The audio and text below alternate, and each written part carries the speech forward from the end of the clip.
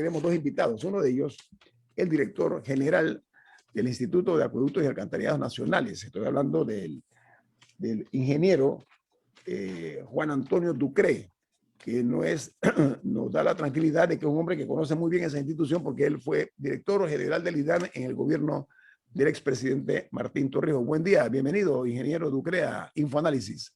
Buenos días y siempre a la orden, un gusto estar aquí. Saludos a todos los presentes y los radioyentes. Gracias. Don Milton.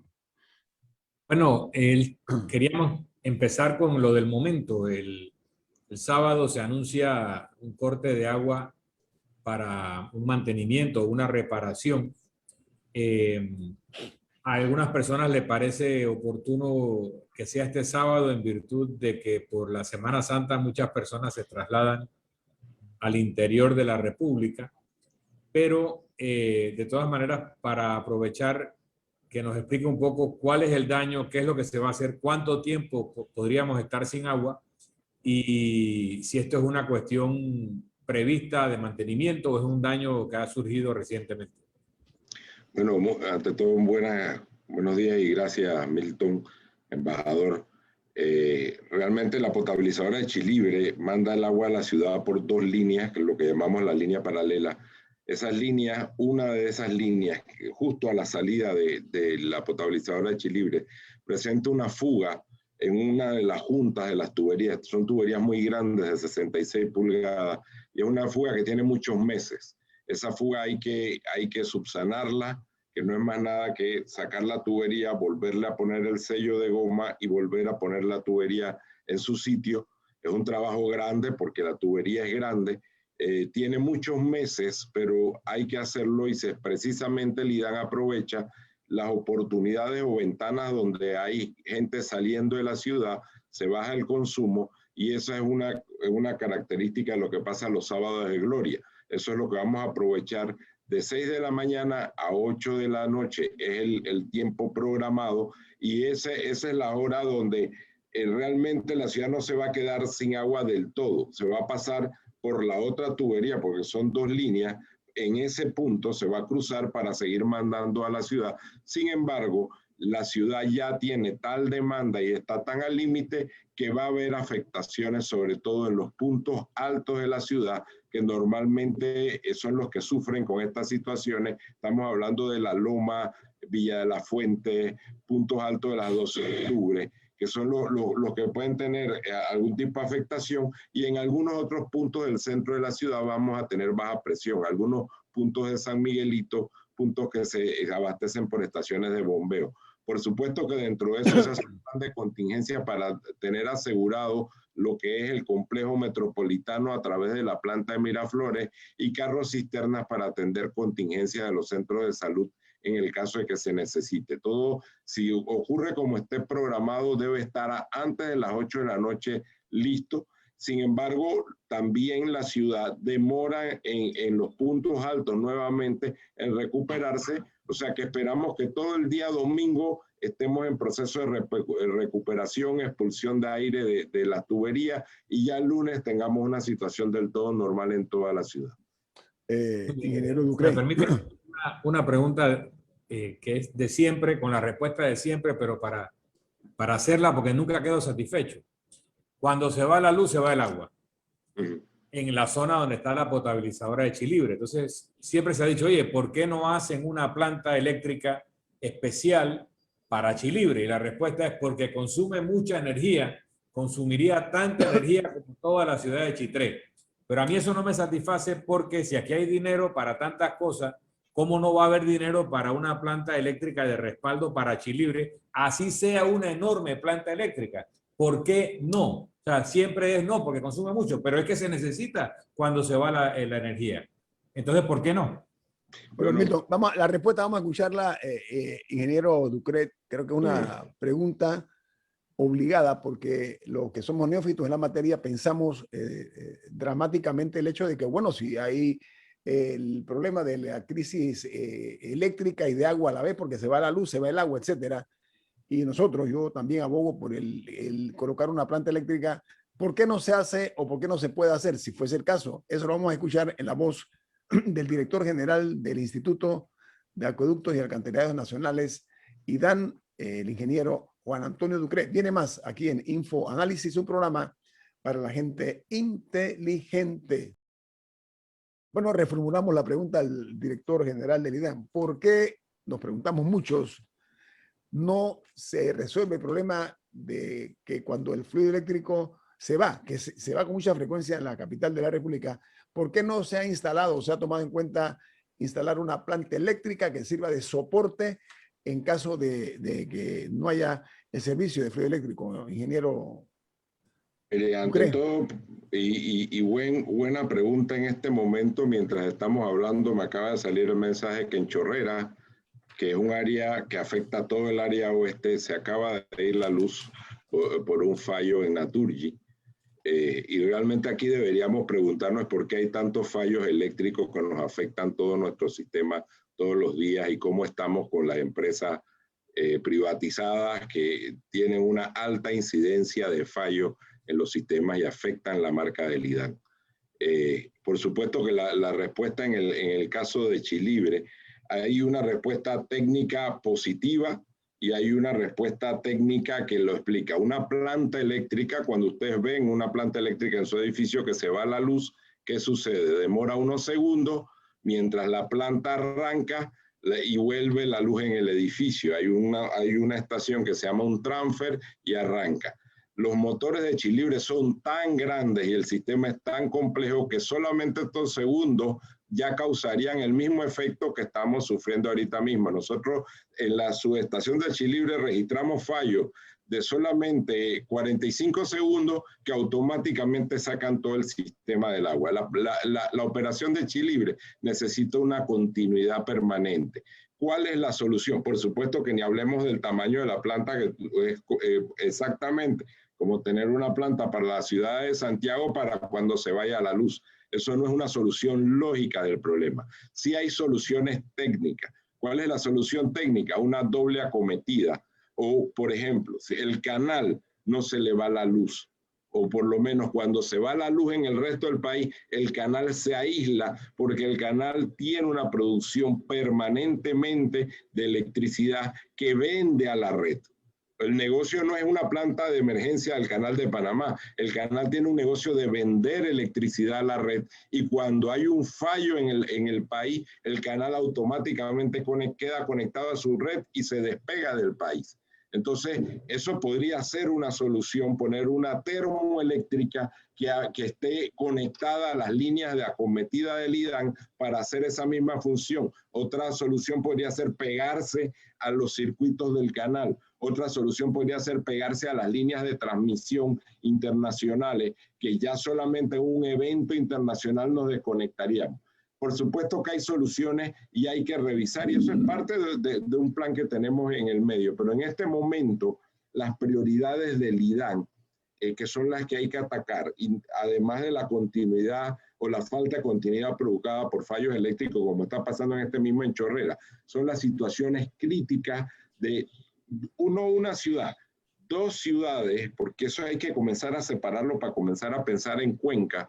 La parte del oeste, que es Arraiján, Chorrera y Capira, que ha ido creciendo, y la parte del este, que es Panamá, San Miguelito y el este de la ciudad, que han crecido en los 10 años y no se ha puesto ni una infraestructura para agregar más agua a esos sistemas. Si ustedes ahorita mismo pasaran en avión por la parte de arriba de Arraiján, verían barriadas y barriadas y barriadas nuevas y invasiones informales que han crecido producto de este boom económico que ha sido bueno para el país, pero que no ha sido acompañado de una infraestructura que le dote agua potable para poder suplir esa demanda. Ahorita mismo los sistemas ya están llegando al límite. Mire, hace 3 años la planta potabilizadora de Chilibre, que tiene 10 bombas que mandan a la ciudad, normalmente paraba 2 o 3 bombas entre 1 y 2 de la mañana. Ya tenemos 2 años donde las 10 bombas no paran 24 horas. Quiere decir que ya el sistema está al límite, se está mandando toda el agua que puede.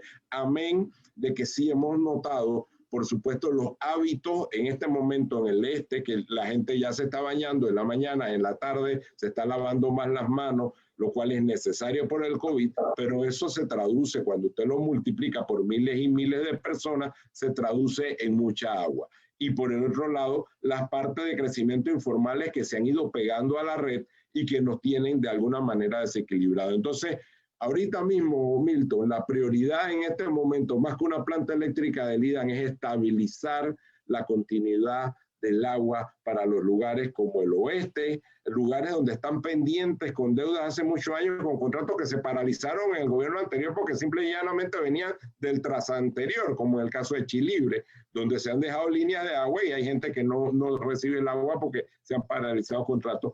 Terminar, por supuesto, las potabilizadoras que se iniciaron y que tienen más de 2 años de atraso, Gamboa, Sabanita, Howard, ampliación de remodelación de la de David, el nuevo módulo de Santiago, porque esta misma condición que te explico que pasa en Panamá y en el oeste, está pasando en Santiago, está pasando en David, está pasando en Colón. Ahora, Entonces, esos son los que tenemos que atacar en este momento con prioridad.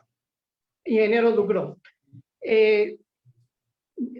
yo siempre me acostumbro a investigar de dónde sale el agua que yo tomo. Los panameños a veces no nos interesamos en saber de dónde viene el agua, pero también a dónde se van los residuos que nosotros despedimos. Es un misterio. Yo siempre supe que en Santiago, digamos, mi pueblo, por la normal de Santiago, el agua que se tomaba venía de turbinas, venía de pozos, y habían 2 tanques famosos, un tanque detrás de la policía y un tanque en la normal. Y eso le distribuía agua hasta los 70, que cuando llega el gobierno de Torrijos deciden traer el agua desde el río Santa María a Santiago. Entonces, muchos santiagueños nunca supieron de dónde tomaban el agua, de dónde venía el agua que venía. Así mismo pasa en Panamá. En Panamá, nosotros sabemos que tenemos, gracias al canal, tenemos agua en Panamá. Porque por eso existe el agua a la escuela, pero muy pocos panameños sabemos hacia dónde va el agua que nosotros botamos. ¿Por qué? Porque, ingeniero Ducros, yo saludo que usted vuelva a LIDAN, porque usted sabe de dónde viene el agua y a dónde va. Yo acabo de conocer el desastre que pasó en Amador con los 4 tanques que habían allí de aguas residuales que están al lado de donde está el Parlacén. Y eso se paralizó y se ha convertido en un depósito prácticamente de camiones de LIDAN. ¿Qué pasó allí? O si se puede rescatar esos 4 tanques de aguas residuales que nunca funcionaron. Pero precisamente esa fue una planta de tratamiento de aguas residuales que se hizo durante la gestión, cuando se creó la ARI. Hubo un plan al principio de desarrollar Amador con mucha infraestructura turística, con todo un plan estratégico. Creo que estaba el presidente Barletta encargado del área en ese momento, y eso no era más nada que la planta de aguas residuales para toda esa infraestructura que se iba a desarrollar, que era un plan muy moderno. La infraestructura por A o B motivo nunca se desarrolló a su capacidad, y por supuesto que la infraestructura para tratar el agua, no solo la planta esa, sino varias estaciones de bombeo que iban desde la primera isla hasta la planta esa, quedaron de alguna manera sin utilizar, por llamarlo así. Y es una planta que tiene muchos años de no ser utilizada, y realmente ahorita mismo la solución de las aguas esa es pegarse a las colectoras que van hasta la planta de Juan Díaz, que ya están construidas. O sea, la respuesta es que esa planta ya realmente no tiene no tiene vocación para lo que fue creada, porque ya hay una infraestructura que la reemplazó. Pero también es un ejemplo de muchas infraestructuras que hemos construido con algún tipo de proyección y que después no se ha cumplido y han quedado inhabilitadas o no utilizadas en el uso original. Ingeniero, nos quedan 4 minutos, ingeniero. Yo quiero preguntarle, porque a ver, hay una frase que dice que el agua es vida, sin la menor duda, por una parte. Por la otra, que es fundamental, ¿ve? Precisamente para el fluido eléctrico, para el comercio, para la industria, es vital para el sector agropecuario. Entonces yo quisiera saber en la administración del ingeniero Ducret, ¿cuál es la estrategia para intentar satisfacer la demanda o el servicio de los clientes 24 horas, o sea, en forma continua? En 3 minutos, 4 minutos, por favor, ingeniero. Listo. Como te dije, los pilares fundamentales son, primero, atender los puntos críticos, sobre todo enfocado en el tema del oeste, terminar los proyectos que comenzaron independientemente de qué administración lo haya comenzado, porque se necesitan. Estamos hablando de las potabilizadoras tan grandes como Jaguar, Sabanita y Gamboa, como a lo largo y ancho del país, muchos proyectos que han quedado ralentizados o falta de terminación.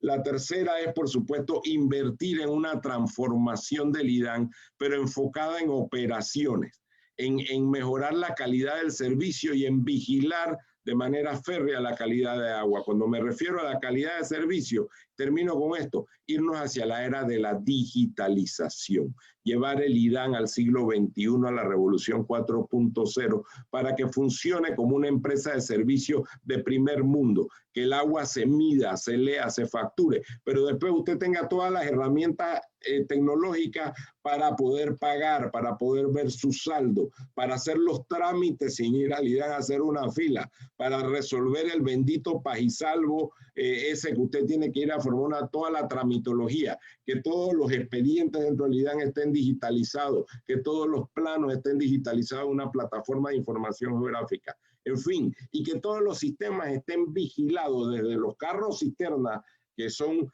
realmente, no son, y ojo, ¿qué es el IDAN y qué no es el IDAN? Los carros cisternas no son una función del IDAN, es un servicio que el IDAN presta y afecta a su marca, porque los carros del IDAN atienden invasiones, crecimiento informal, que no son clientes del IDAN, que son una responsabilidad compartida con el Estado que asuma el IDAN. Pero todo eso hay que controlarlo con transparencia, con tecnología, para que la ciudadanía al final sienta que tiene una institución pública que brinda un servicio, que está en una plataforma transparente, tecnológica y fácil y que supere su... Antonio, tenemos medio minuto, pero históricamente se ha dicho que el IDAN no cobra el 45% del agua que produce, tanto por las conexiones ilegales como por las filtraciones en tuberías.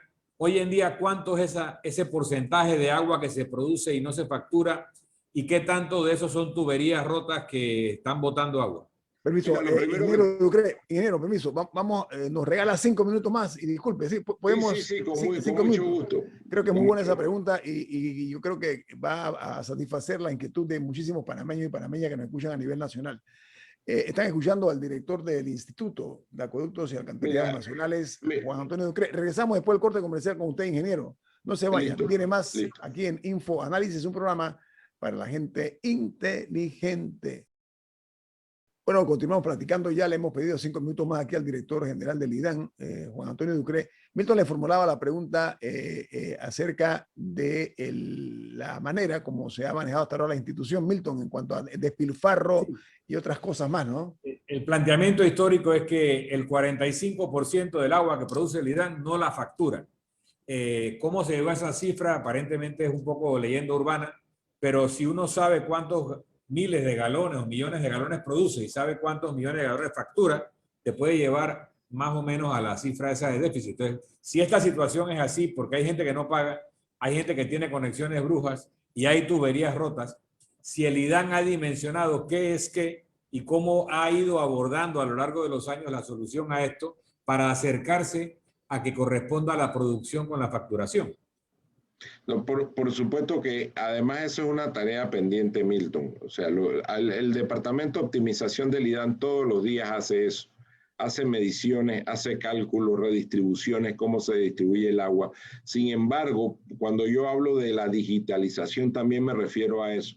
Hoy en día uno tiene que medir en tiempo real todos los sistemas. Cada tubería grande que entra a un sistema debe tener un medidor con telemetría para poder hacer esos balances, porque las ciudades han crecido tanto y son tan complejas que no es cuestión de hacer un cálculo o hacer una medición puntual, sino que necesitas medidas en tiempo real 24/7 para hacer esos balances hidráulicos. En realidad, eso tiene que ir además hacia un catastro que es parte de lo que ya está dentro del programa del acompañamiento, que no hemos hablado, pero viene con el Banco Interamericano de Desarrollo, es primero levantar un catastro georreferenciado de todos los que son clientes y de los que no son clientes, para ir sincerando realmente el porcentaje de esas pérdidas que son pérdidas comerciales, que son gente que están en la red y que no son clientes del IDAN, que en algunas regiones es muy alto por el crecimiento informal que ha tenido. Cuando usted hace una barriada nueva, la barriada se entrega con sus casas, con sus calles, con su acueducto, cada casa con un medidor, cada medidor un recibo, y eso se vuelve un cliente. Sin embargo, el crecimiento explosivo que ha habido hacia el área del este de la ciudad o hacia el área del oeste de la ciudad, en toda la periferia Burunga, Raiján, ha sido un crecimiento informal donde gente se ha ido pegando con líneas, obvio, por la necesidad. Ojo, digamos que hay un pasivo social del Estado y una falta de planificación para que la gente no se vaya trepando en los cerros, y ha habido de todo, un componente político para que el crecimiento informal se dé. Cuando el Estado no da respuestas formales, la gente se va a migrar por respuestas informales, pero al final quien está presionado es quien brinda el servicio de agua y de electricidad, que también son de alguna manera... Ahora, no tenemos que ir. Usted dijo que el IDAN va a ir hacia donde debe ir, hacia el agua subterránea, que no vamos a sacar más agua de los lagos o de los ríos para distribuir, sino buscar el agua subterránea, que es donde está el agua. 2 minutos, ingeniero. Sí, en realidad no dije eso. Lo importante es administrar el agua por cuenca y de acuerdo a las capacidades y recursos. El agua subterránea es una fuente muy rica y es una solución para muchos lugares. Por supuesto que lugares donde usted tiene fuentes superficiales buenas también se pueden utilizar. Lo que hay que comenzar es a planificar según la cuenca, la demografía y los lugares donde se tienen que abastecer los recursos. Ingeniero, para cerrar en un minuto, usted habló siglo XXI, siglo de la tecnología. El plan de digitalizar el sistema está en marcha, lo tendremos este año 2021 cortito, ¿sí o no, ingeniero? Sí, eso es parte del plan que se viene con el proceso de transformación y acompañamiento técnico que va a hacer el IDAN. Bueno, estamos muy esperanzados porque usted es un hombre que tiene todo el conocimiento y la experiencia por haber ocupado el cargo ya anteriormente, lo cual es una gran ventaja porque ganamos tiempo, no va usted a ensayar ni mucho menos. Mucho éxito en su gestión, ingeniero Ducré. Ha sido usted muy amable por darnos su tiempo esta mañana. Y disculpa por lo del sábado para la población y los clientes, pero es necesario precisamente para que el agua llegue más lejos en la red. Muy buenos días. Aceptada la disculpa a nombre del resto de nuestros oyentes. Gracias, ingeniero Ducré, muy amable. Hasta la próxima. Bueno, amigos, esta mañana hemos invitado a un joven profesional de la medicina que ocupó el primer puesto de honor con capítulo Sigma Lambda en la Universidad de Panamá y obtuvo no únicamente eso, sino que logró el mayor índice académico en la Facultad de Medicina de nuestra universidad y además de eso logró el puntaje máximo perfecto de 800 sobre 800 en lo que es el examen en conocimientos básicos de medicina, que es controlado por la National Board of Medical Examiners de los Estados Unidos. Estoy hablando del doctor Jorge Enrique Sinclair. Buen día, doctor. ¿Cómo está usted? Buenos días. Muchas gracias por la invitación. Oiga, yo quiero, antes de pasársela a Milton, el hecho de que aquí se estuvo hablando de rebajar los niveles, como se dice, la vara, en lugar de subirla, bajarla. Usted logró esos 800 puntos sobre 800. Explíquenos, doctor Sinclair, desde su perspectiva, ¿se justificaba bajar esa vara? Uso el término coloquial, ¿no?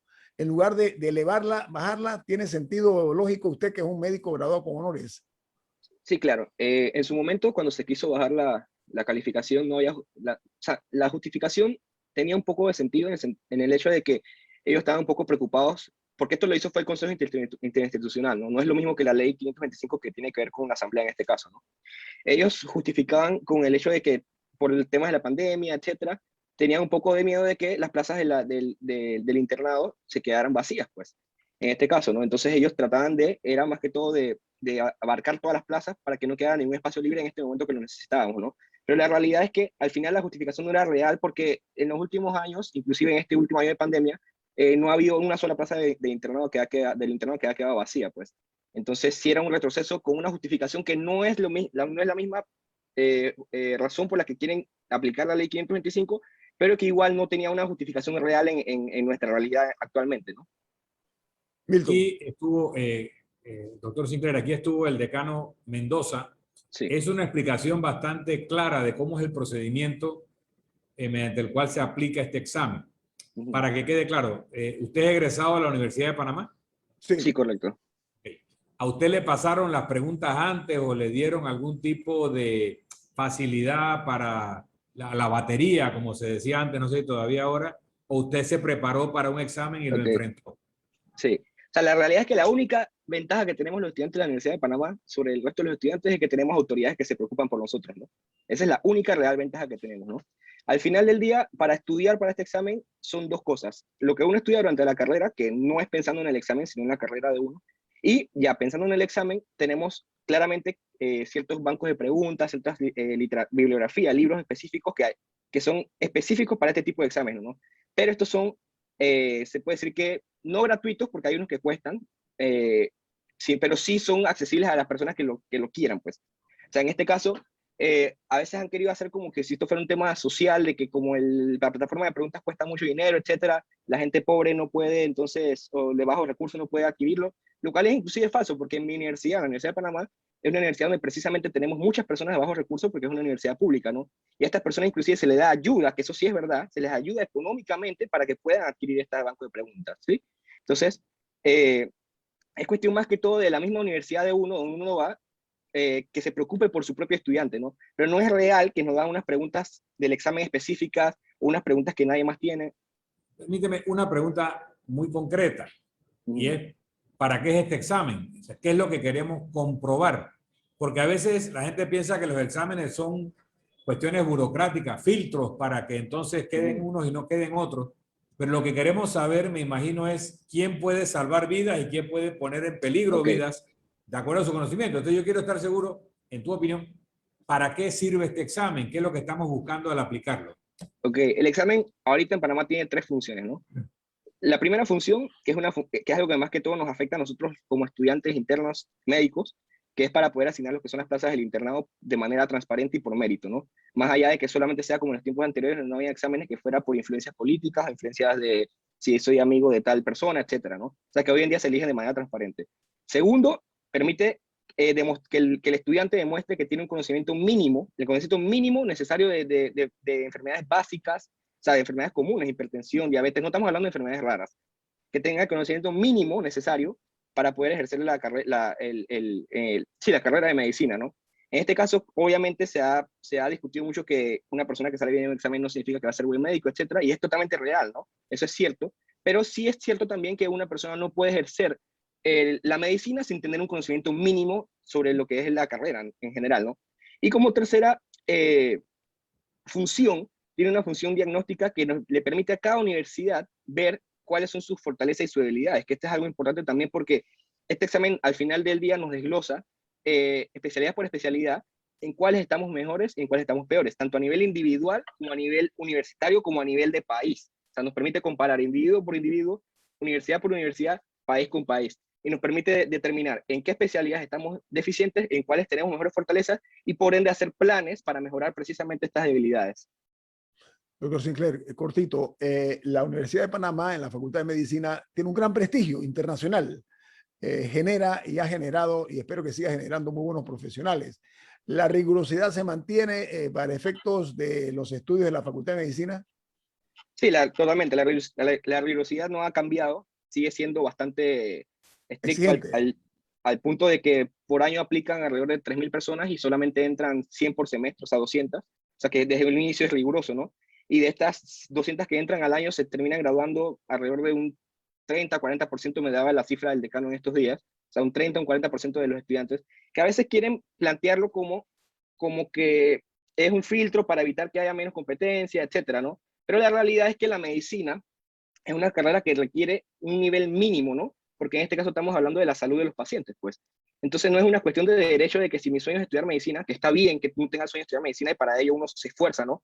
Pero no solo porque es mi sueño yo debo ser médico, ¿me explico? Porque al final mi derecho termina cuando comienza el derecho del paciente. Y el paciente lo que merece es una atención de calidad, ¿no? Entonces en este caso no solo porque es mi sueño yo tengo el derecho entonces a ser médico, sino que yo tengo que demostrar que tengo la calidad suficiente para poder ser médico, ¿no? ¿Sabe por qué, doctor Sinclair? Porque aquí estamos hablando de vidas, no estamos hablando de una Exacto. llanta que se punchó o de un elemento mecánico. Yo creo que eso es lo importante. Doctor Sinclair, lo invitamos porque nosotros primero queremos hacerle el reconocimiento ese por haber usted logrado el puntaje máximo de 800 sobre 800. En Panamá a veces tenemos lamentablemente poco interés en reconocer las cosas buenas. Y lo hago también a nombre de Milton y de Rubén para estimular a otros estudiantes de medicina en las facultades de las diversas universidades de Panamá, no únicamente en la nacional. Hay muy buenas facultades en las universidades privadas. Y reconocerle su puesto de honor, primer puesto de honor con Sigma Lambda, ¿no?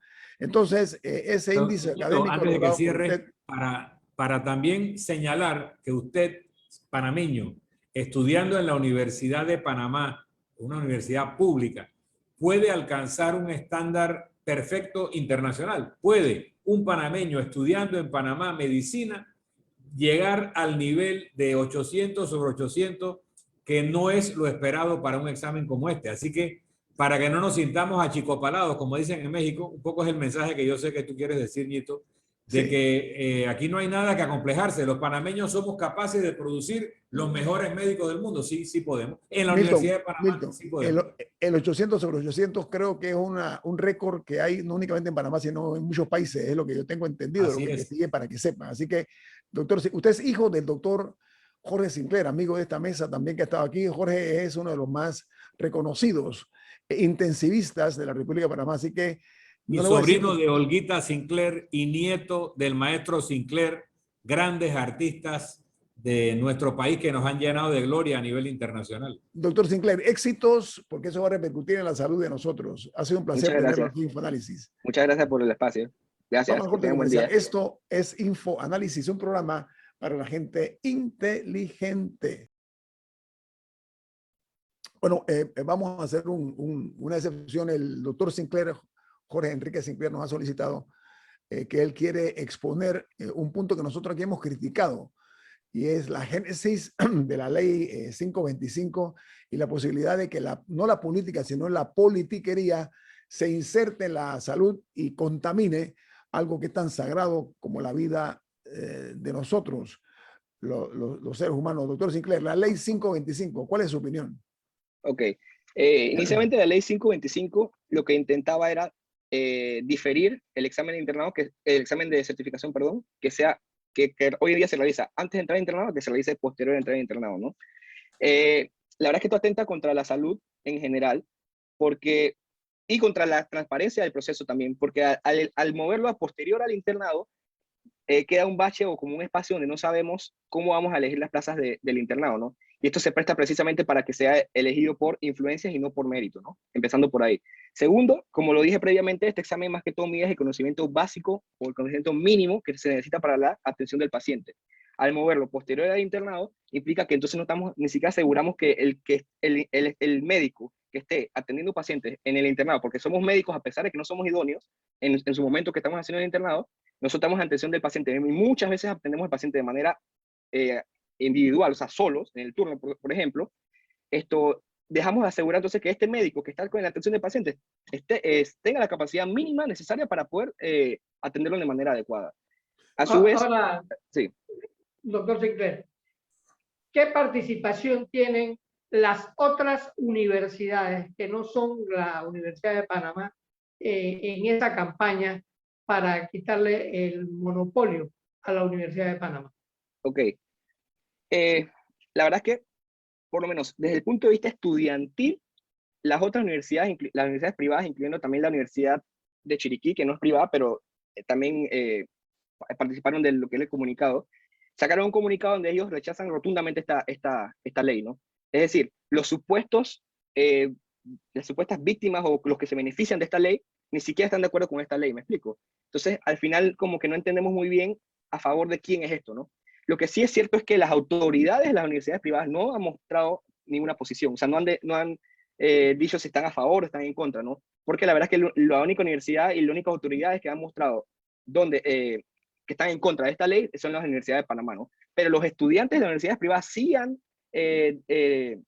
demostrado que están en contra de la ley 525.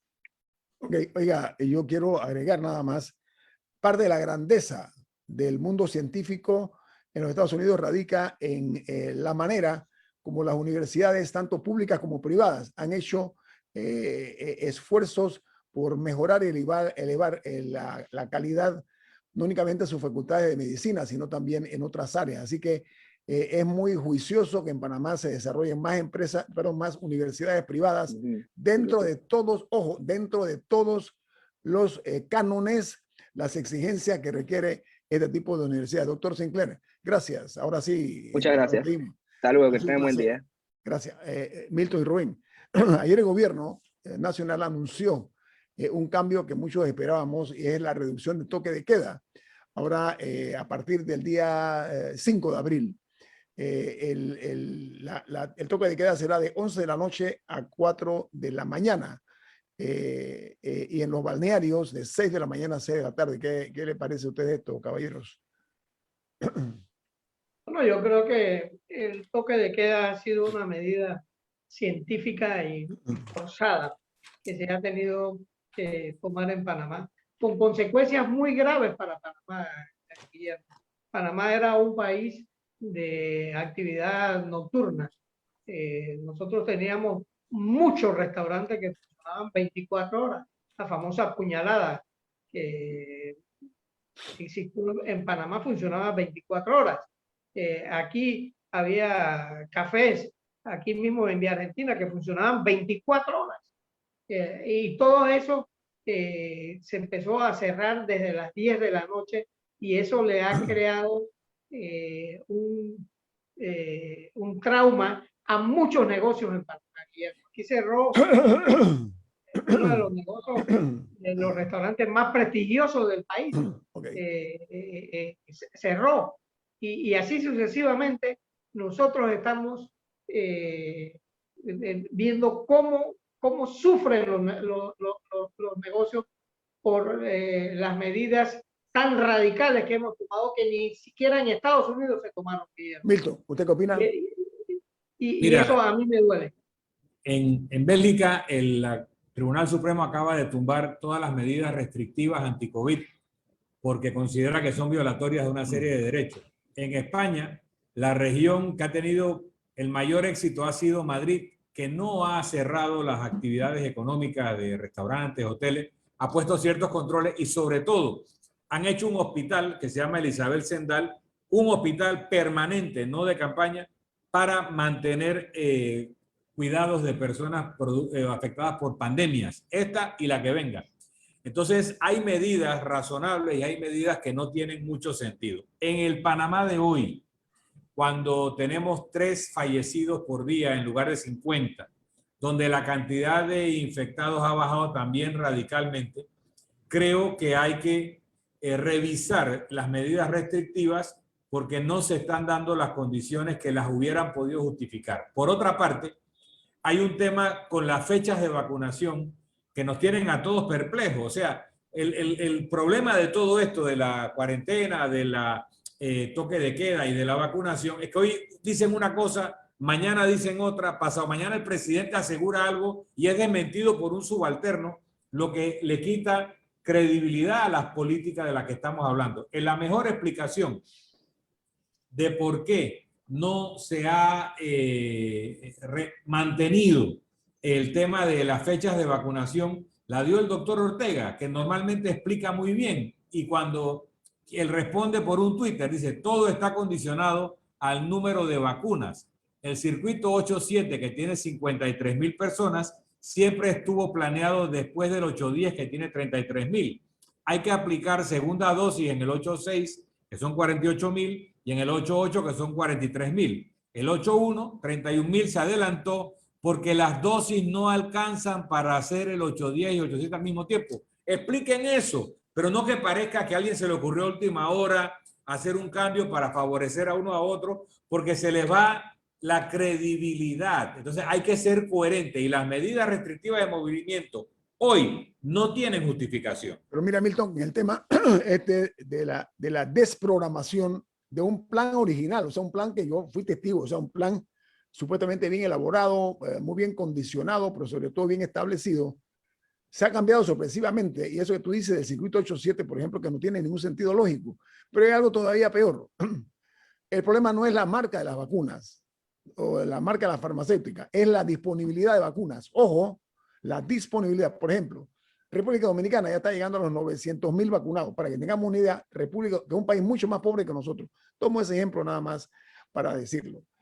Hay que informar cuántas son realmente las vacunas que nosotros hemos comprado, a quién se le hemos comprado, cuál ha sido los precios. Hay que hablarlo por transparencia, pero voy a remitirme también al hecho de algo que yo insisto en que a veces como algunos funcionarios dejan mal al presidente de la República. Y es una pena que estos subalternos pongan en juego el prestigio del jefe de Estado. Ahora resulta que los pacientes crónicos no tienen fecha de vacunación. Pacientes crónicos, imagínense ustedes. Entonces, de repente a algún inteligente se le ocurrió, vamos con los maestros. No se puede manejar una pandemia de esa manera. La improvisación no debe caber en algo tan delicado. Es un problema planetario, no es un problema doméstico nuestro. Hay que verlo de esa manera y está costando muchas vidas. Muchas familias se han ensombrecido en su ambiente porque han perdido seres queridos. Hay que ver eso, hay que respetar a los muertos y a los que están tratando de sobrevivir, luchando por su vida en los hospitales y esas cosas. Nito, hace relación con lo que hablábamos sobre el examen de los médicos. Del examen médico. Hay una tendencia a la mediocridad. Sí. Hay una tendencia a descalificar al mérito. Entonces, en lugar de tener sistemas de mérito, aquí vamos al sistema de la palanca, del amiguismo, que es lo que este examen quiso evitar, corregir el tema del amiguismo para la asignación de cupos en el caso de los médicos internos. Entonces, lamentablemente, muchas de las máximas autoridades que nos gobiernan no llegaron a eso por su mérito. Y demostrando su mediocridad, no son reemplazados por personas mejores. Y son las mismas personas que olímpicamente desautorizan al presidente de la República en lugar de aconsejarlo en privado para que cualquier decisión que el presidente haya comunicado y se haga un cambio, lo comunique él mismo y no parezca que un subalterno manda más que el presidente. Lo descalifica al presidente. Lo descalifica entonces, y lo desautoriza. Entonces yo quiero llamar, me alegro, Milton, que usted esté de acuerdo, llamar la atención. Eso conspira no únicamente contra la imagen y la credibilidad del presidente, ese actuar de algunos subalternos que de repente se les ocurre pues una idea y la sueltan sin ponerse de acuerdo, porque lo grave de esto, Milton, y tú lo sabes y la audiencia lo sabe, es que aquí hay una competencia de disparates.